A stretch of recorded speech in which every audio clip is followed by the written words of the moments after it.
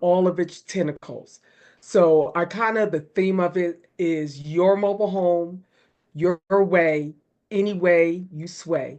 So I'm going to be dropping different streams, different avenues this evening. But the octopus is an amazing creature. It is powerful. It has flexibility, it is adaptable, it is able to thrive through any ecosystem. And when you compare that to the mobile home investing industry, community, mobile homes are the same way.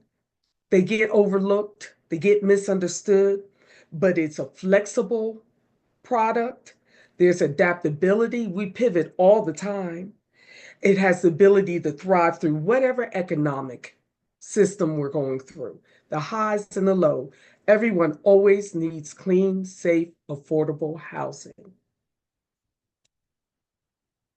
So, one of the first streams of investing is buy and holds. And when you buy and hold, you're purchasing and renting, um, buying mobile homes and renting them out to tenants. This can provide steady rental income and potential appreciation over time. Oops, hang on one second. Let me move this little guy here. So, just to drop a few gems within the buy and hold tentacle, there's long term tenants, which means you rent to individuals and families that are seeking long term housing. There's short term rentals. You can consider platforms like Airbnb, nursing, um, for short term rentals, especially during tourist destinations.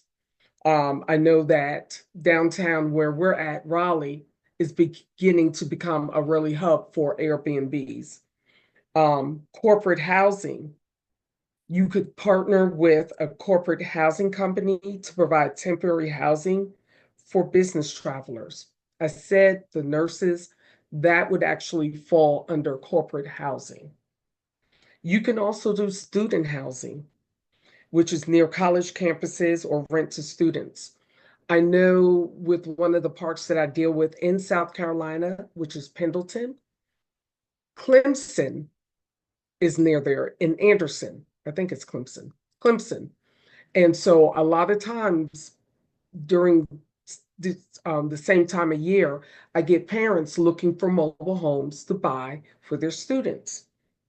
It's just cheaper and more cost effective. You also have group housing. So you rent to groups of people like roommates or families to maximize rental income. That is a big thing.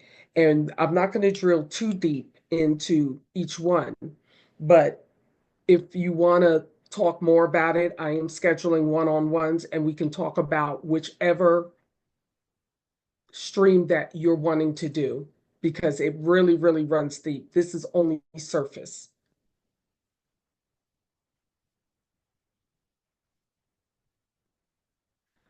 The next tentacle is actually mobile home park ownership. Disclaimer, before you even consider doing or buying a mobile home, you need to know what you're getting into, what your end game is, what it takes financially to do it. But you can purchase an entire mobile home park, and this allows you to collect lot rent from tenants and any potential increased revenue through additional amenities and services. So I'm in North Carolina. Brad is in South Carolina. Danny's in Florida. I spoke with somebody today in California. In different regions of the country, parks have different amenities. So I don't see as many amenities here in North Carolina, but Danny, I think you probably see where you're at. And if you want to come off speaker, you probably see a lot of amenities in the parks that you deal with down in Florida. Yeah, the ones here are pretty fancy. They usually have pools, some have playgrounds, things like that. Okay. Uh, Yes. How about you, Brad? Most of the ones that that's around this way, they stay away from all amenities because insurance purposes. Yes. That makes sense. But I have So saw some in North Carolina, and they most of the time 55, the senior communities, and they might have a whole building with a pool in it and everything. It look like a little mini YMCA in there. Yeah, that but sounds like that's by the coast man, this is in the mountains. It's in in the the mountains. mountains. Okay. But just your 10 pad park, they don't even want to put the park out there for the kids. They barely got any, room for them to be able to go run and play because they don't want no liability. But that's from what I've been seeing. Thank you. Yeah. So it just depends, different regions, different things. But you can really focus in and draw in and be laser as a park owner, what type of park you want. You can have a park that's family oriented, a senior community, maybe 55 and over. And usually, like they said, with the 55 and older ones, they have really nice amenities like maybe a clubhouse or fitness center, social activities. And I'll be honest with you, that's something in the back of my head that I would actually love to venture into as a park owner. I'm going to just drop a gem, and this is just my vision for my business. I would love to see a 55 plus um, senior community that has ADUs and um, and that has amenities like clubhouse but I want this park to be middle income seniors because I feel like there are a lot of low income housing available that seniors can qualify for. And then you have your Dan Ryan home, big houses. But my mom and dad are middle income. And so once they decided to downsize, they went into an apartment and that rent is going up, up, up. And their income is staying the same, same, same. So I would love to draw into that market. And I feel like that market is definitely untapped for middle income seniors. So I'm still mentally drawing it in, but that is something I desire to do. You can also have budget friendly parks, RV resorts. I'm seeing a lot of those. And not long ago, I drove through a town. It was actually Wilson. And I saw an RV park. And about 3 trees down, I saw a defunct mobile home park that had maybe two homes in there. And I'm like, wouldn't that be amazing to convert that RV, that defunct mobile home park into an RV park? So there are different ways. There are actually also luxury mobile home parks. Like I said, I spoke to someone in California today in San Francisco, and she was talking about how expensive those mobile homes are there. And in my mind, I'm thinking luxury. If they're like, she was saying, I think $4,000 for lot rent. Woo, crazy. Then you could have a mixed use park. I've never seen that, but the mixed use being that the park is in combination with residential, commercial spaces, offering retail, dining, and other businesses. And it's interesting because the mobile home space is also real estate. You see that nowadays they are building um, these apartments, and down at the bottom there are restaurants and there are stores and there are shops. Those same plays can be done with mobile homes if there is a market for it.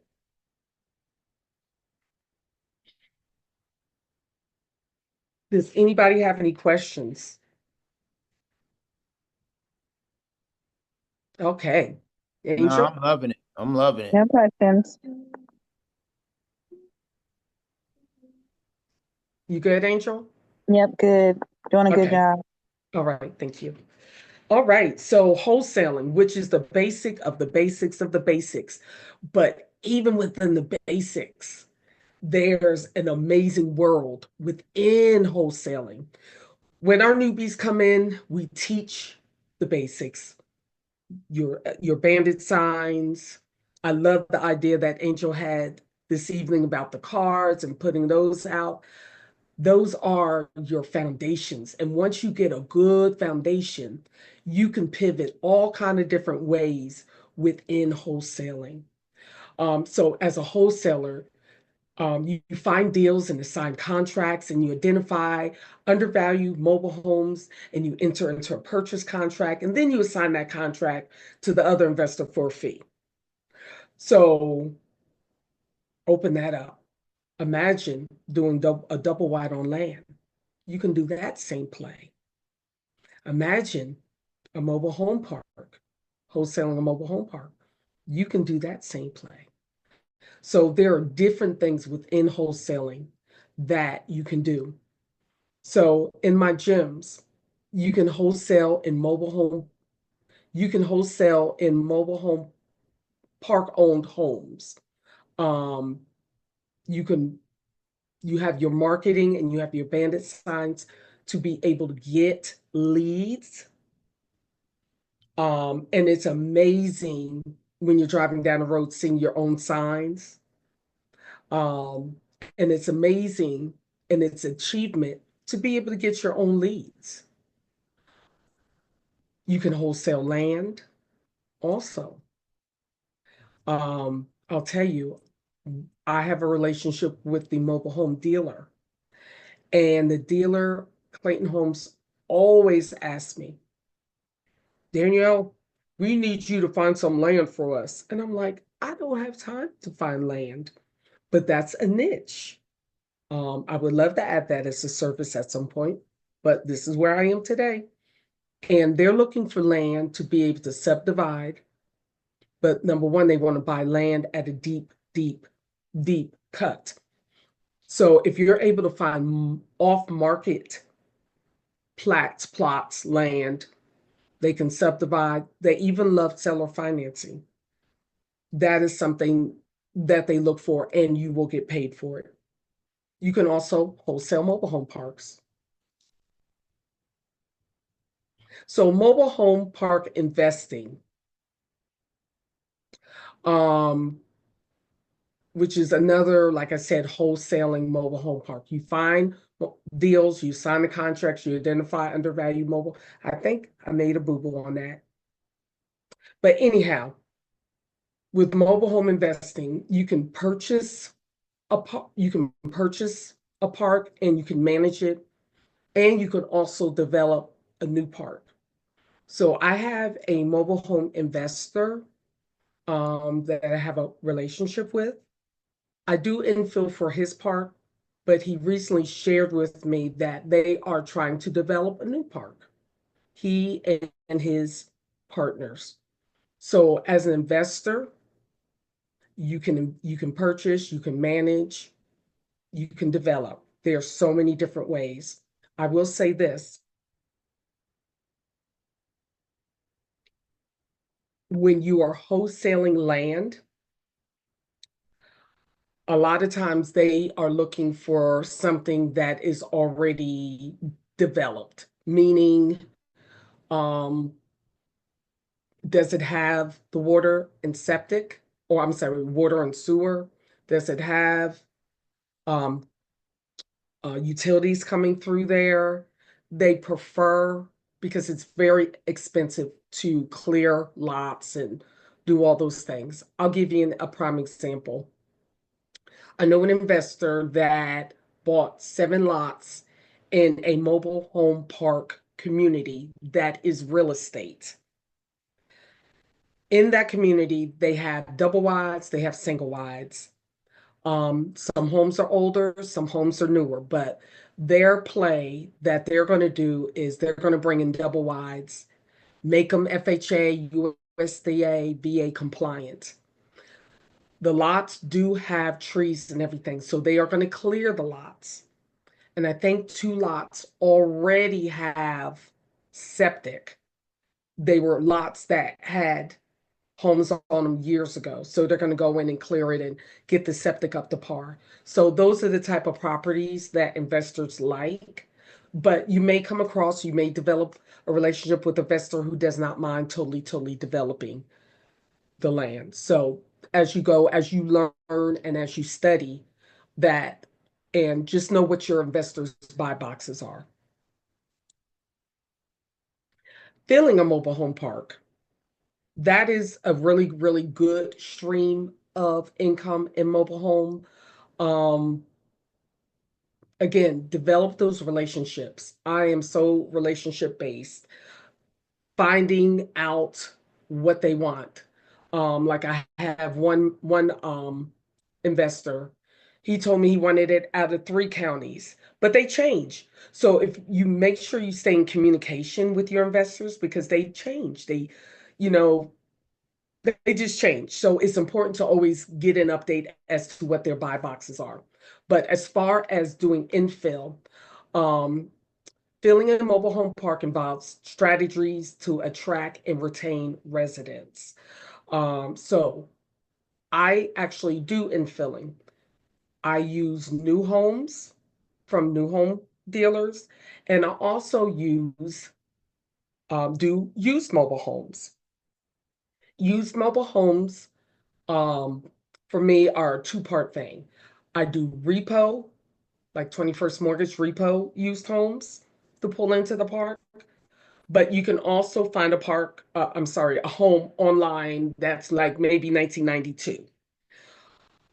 It's important to know, and you should check with your zoning for that county to find out what age home they will allow in that park, in that area. I have a town that will not accept anything 10 years or older. It has to be 10 years or newer, 2014 or newer. So as you're learning this strategy, make sure you know what the zoning regulations are for that. So there are different ways to do infill and to attract. You can have an online presence. You can do local marketing. You can do some strategic partnership. And I'm actually glad to say today, one of the newer parks that I was given, he only had 2 lots, but I'll be honest with you, it was a 2.5 star park. Yeah, crickets, exactly. And I didn't know how I was going to do it. I'm like, geez, how I'm going to. Well, I did do some marketing online on my business page. I also posted on Craigslist and I posted on Marketplace and I did some TikTok. And I got customers that way that needed to move their home. There's no age criteria. So I'm glad today to say I'm done with that park. Well, the homes need to be moved in. The folks are park approved, but I got folks into that park. And how happy is that park owner? He's like, wow, you did it quick. I'm like, ooh, thank you, Lord, on that one. But that gives me more opportunity to do more things with him. Um, and they're actually buying a new park. And they have 2 other parks. So I'm done with that park. I'm going to move on to the next park that needs to be infilled. Mobile home lending, which is a big deal when we're talking chattel. We have our wonderful Danny Hicks here, who is our guru. Um, and we do lean on the company that she has.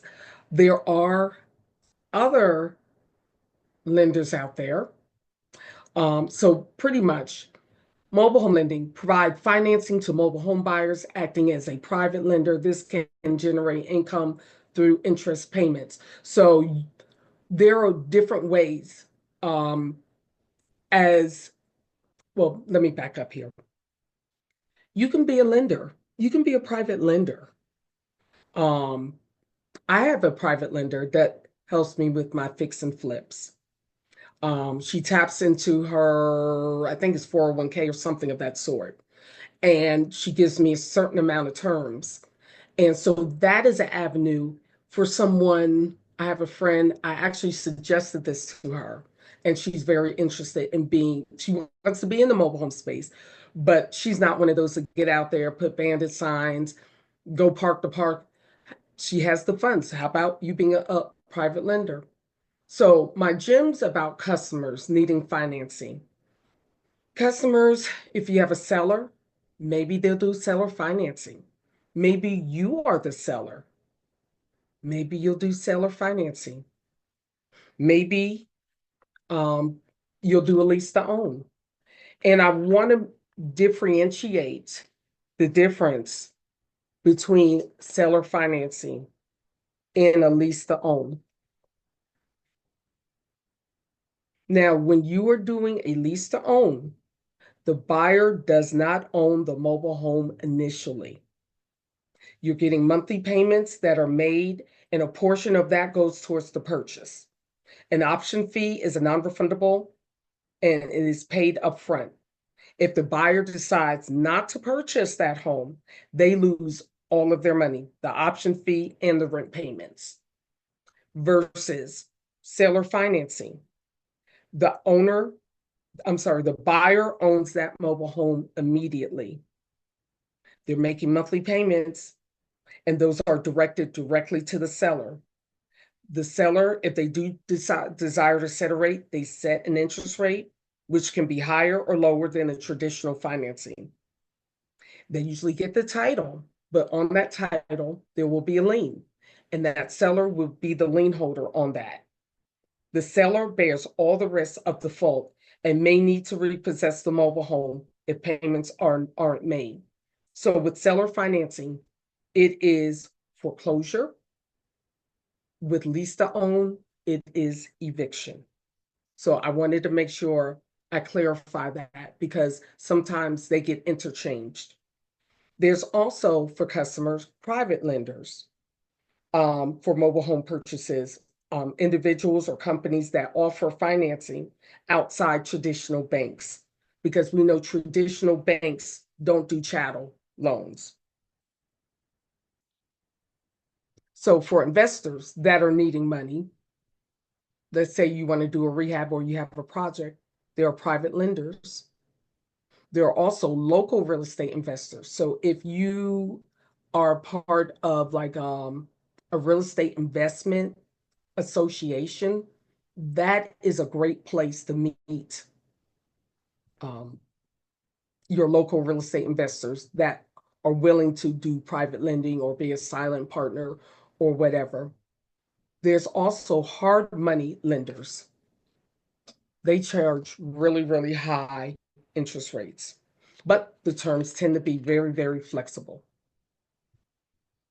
Does anybody have any questions? No, that's amazing. Everything All looking right, good. I like it. good deal, Danielle, I good had a deal. quick question. I've heard, I think it may have been in this group or another group, but like when you're doing the seller financing, how do you know, like, I heard that it can get sticky legally. So like, um, so should you go to a lawyer to write up your contract? What do you suggest? Well, there is a video we have deep in our group that talked about that because it can be legally sticky. We don't want to create notes. So it has to, if a note is created, it needs to be created by a licensed mortgage loan officer.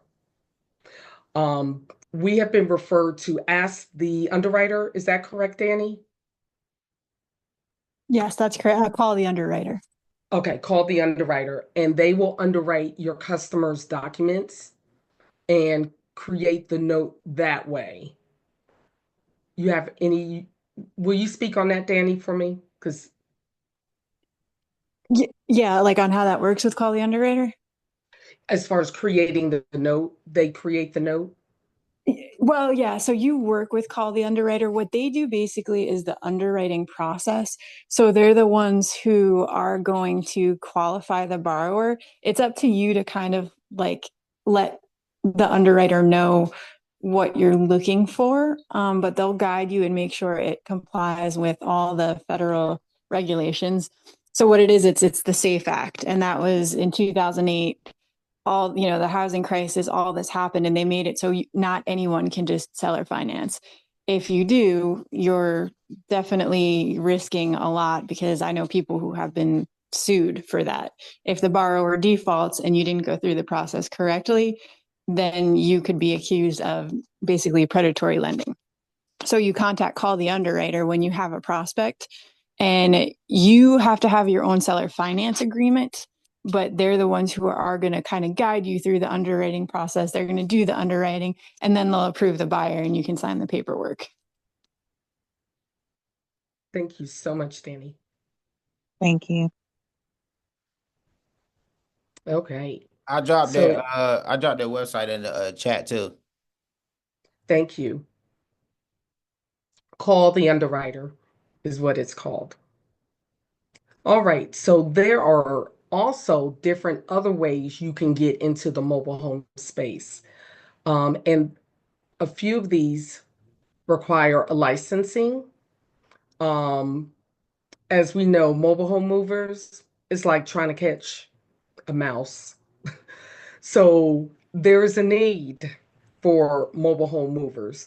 So if somebody wanted to get into that space and they have a CDL, um, they could partner with maybe another mover, use their equipment, whatever. Um, but that requires licensing. There's also manufactured home builders. I believe Mark Anthony used to build homes. That takes licensing also. And then you have your dealer and sales license. That is multifold. That helps us cover us if we do more than the standard amount of fix and flips in our state. Or you can utilize that license to buy directly from the manufacturer. There is a process with that. If you wanted to go to Champion or if you wanted to go to Clayton, you go right to that office. When you're licensed, they will give you a tour and they will tell you how to buy directly from their manufacturing plant. Now, some of them have a criteria that you have to buy a certain amount of homes per month. They all have different um, things that they expect. Also, septic license. There's a sister out there, not in our community, but in the mobile home space. She got her septic license, um, and she has a crew. I'm not sure what she's doing now, but she got that. Another additional opportunity are ADUs and tiny homes. Champion Homes actually makes ADUs. And the regulations with a lot of counties now, they're backing off of being so stringent with them. Um, and that is another stream if you wanted to tap into um, doing ADUs.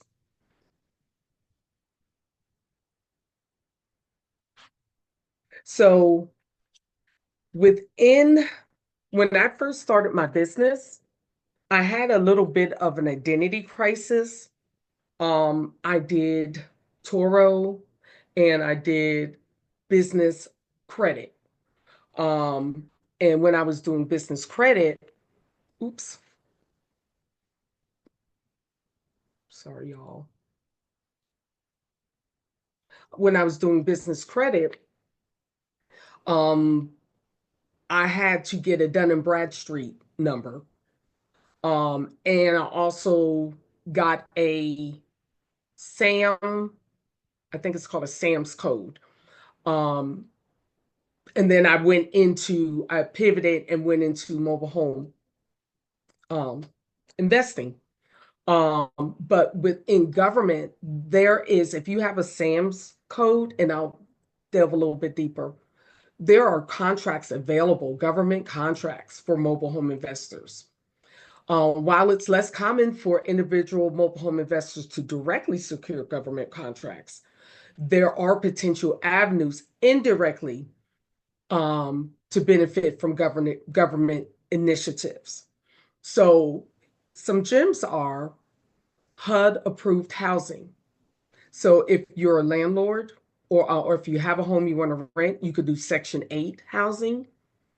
If you're dealing with a customer or you want to buy, there's FHA approved financing, there's VA financing. Another gem is disaster relief and recovery efforts, FEMA contracts. They need homes, they need help, just like Western North Carolina experienced a disaster.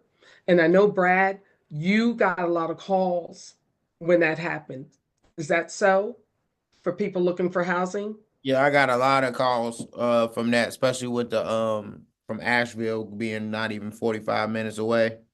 A lot of people was coming down here to check out, and they already probably was wanting to check out, but they never had a real reason to move. But that definitely made some people want to come check out some houses of mine for sure.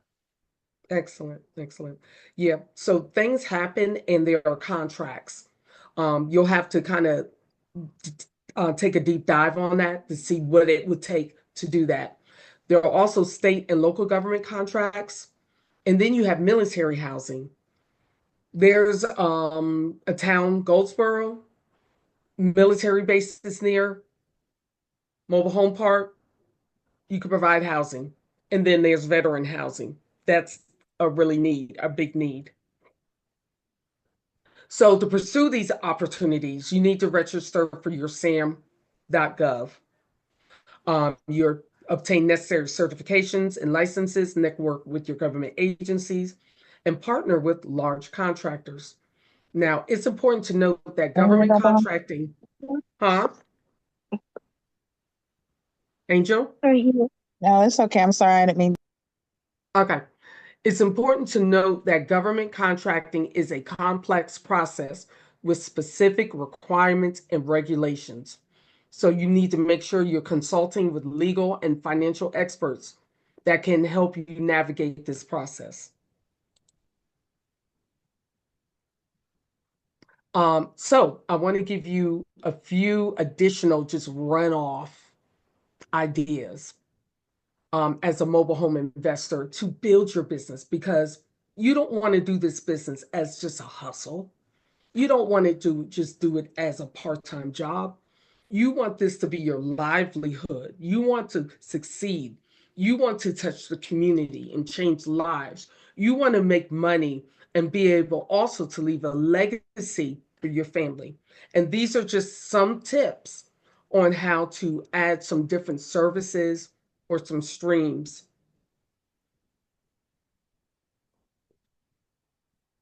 Number one, we do a lot of driving, got a lot of miles on my car.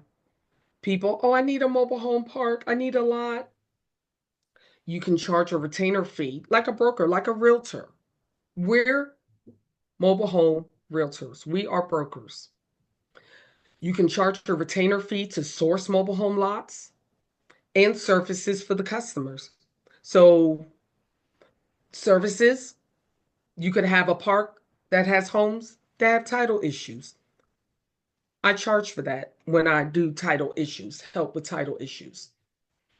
You can also do virtual sales slash wholesaling for mobile home companies that have parks in other states. You don't just have to stay in the state you're in. I currently do sales in South Carolina and Georgia. Also, you can partner with investors to find mobile home parks to buy. Everybody seems to, when you go on the Facebook, have groups with mobile home park groups that are looking for parks, and they will pay an assignment fee for that. But when you do it, when you do find these parks, make sure you're the first person to get that park and not just getting like a daisy chain. If anybody knows what a daisy chain is, somebody got the deal, you're stacking your stuff on it, and you're going to get assignment fee from that. It's stacking. Get out there, be boots on the ground, work the deal. But there are investors looking for mobile home parks to buy. Partner with investors to develop their land for their mobile home park. So let's say you have your license, your dealer's and sales license. They can buy directly from you. Let's say they want some champion homes. They want Some single wides, they want some double wides, they can order from you. Um, do a floor plan purchase. Also, partner with mobile home dealers to wholesale their trade-ins. Some dealers don't accept trade-ins, some dealers do accept trade-ins. But if they have your face, your name, you have that relationship with them, and they can call you when they get these homes they either don't want. If they're dealers that don't accept trade-ins, they can refer the customer to you and you can wholesale that deal. Or they get a trade-in, they don't want it anyhow. Dealers aren't in the business for used homes. They're in the business for new homes. So that's an opportunity for you. But you have to make that relationship and grow that trust with them. Partner with mobile home dealers to find mobile home parks for their customers.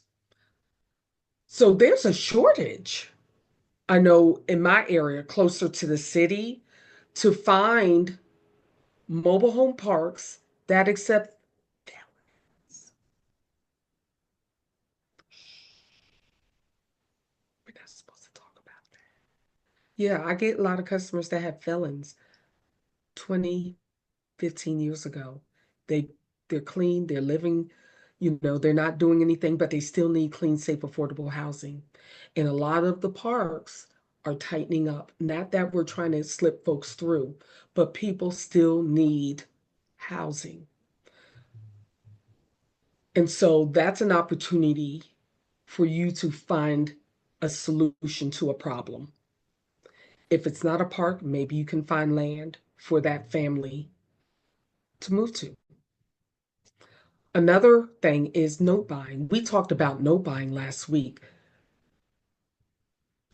Danny fell off, but she did an amazing presentation about note buying. That's a way to get into the mobile home industry. Sub two deals. We have not ever talked about sub two. Sub two, I've been approached with that, and I partially almost did it with a double wide on land that I was wholesaling. That is when the seller is a seller, it's a way of seller financing. So the mortgage on that loan stays intact, and the buyer pays on that mortgage. And they either take the time to fix up the home, but there are terms. And at some point at the end of that term, they may refinance that home and take it over. I don't care for sub two. That's just my opinion.